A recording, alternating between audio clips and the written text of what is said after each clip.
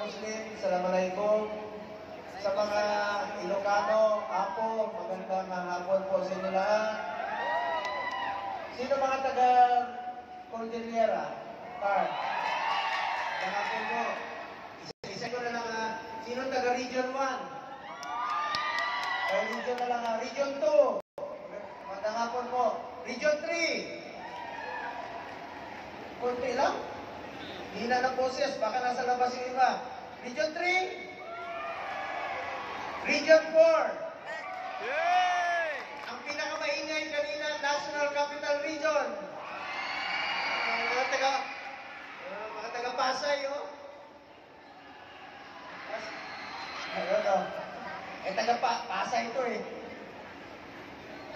Mga taga Region 5, Bicol. Region 6. Mga kamag-anak ko yan, ako yung Bisaya na Batanggenyo. Isoro po ako ng taga Batangas. Katulad ni Congresswoman Magsino. Pero marami po akong kamag-anak sa Region 6, mga Ilonggo. Sino Ilonggo? Hindi pa rin kita kasi ang tawag sa inyo, Ilonggo. Ang pangalan ko, Bongo. Mga Region 7, Bisaya. Ingay ng Bisaya, oh. Region 8. Mga Waray. Ako rin, Waray Kwarta. Region 9, Zamboanga. Region 10, Cagayan, Misamis. Region 11. Oh, kita nyo? Wala ka sumigaw mga taga-Davao, oh. Mga laagan. Isa daw? Region 12. Jensan, Sarangani, South Cotabato, North Cotabato. Region 13, Caraga.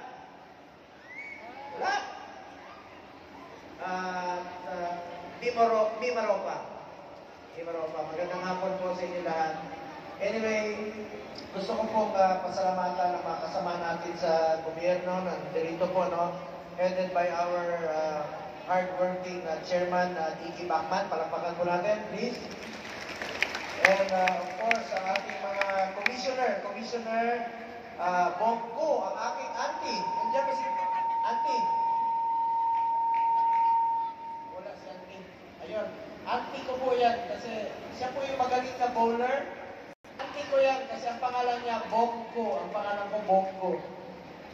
Konti lang diferensya. Ito, Bisaya rin po. Commissioner Edward Maiko. Palakpakan natin. Another commissioner, legend po ito sa basketball. Commissioner Fritz Gaston. And of course, Commissioner Walter Torres, palakpakan po natin.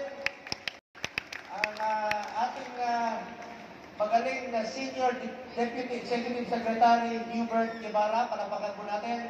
Sir, mahilig din po ito sa 3 points sa basketball. Kalaro ko po ito sa UNTV Cup. And of course, ang aking counterpart po sa Kongreso, ang inyong masipag na chairman po ng Committee on Sports and Youth sa Kongreso, Congressman Faustino Michael D. Palakpakan po natin, sir. And of course, another equally masipag po na kongresista from OFW Party List. Very supportive po ito sa sports, Congresswoman Marisa Delmar Magsino. Artista po yan noon.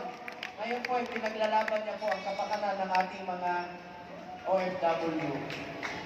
Isisingit ko lang po sa inyo, ako rin po isa sa mga co-author at co-sponsor ng Department of OFW or Department of Migrant Workers. Meron akong sariling departamento ang ating mga migrant workers po. Pinaglaban po natin yan sa Senado. And of course, ang aking kaibigan, Congressman Harris Ongsuan, Congressman J.C. Abalos, Congressman Eric Buhain of Batangas. Ang ating mga men in uniform, nandito rin po ating Police Colonel Romy Palge ng Regional Community Affairs. Palakpakan po natin. At ang ating Office of Civil Defense, Director Ray Edgar Posadas. Palakpakan rin po natin. And of course, si Secretary Antonio Ramon Langgameo rin po. Palakpakan rin po natin. Magandang araw po sa inyo lahat. Bilang chairperson po ng Senate Committee on Sports, nakakataba ng puso para sa akin ang maging parte ng ating pagtitipon ngayong araw at makita ang sari-saring talento ng ating mga kabataang atleta dito sa pagbubukas ng 2023 Batang Pinoy at Philippine National Games.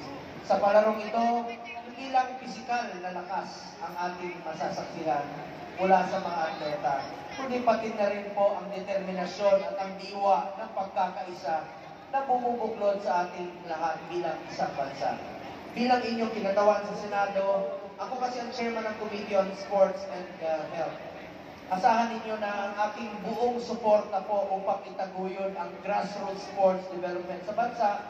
In fact, I am pushing for the institutionalization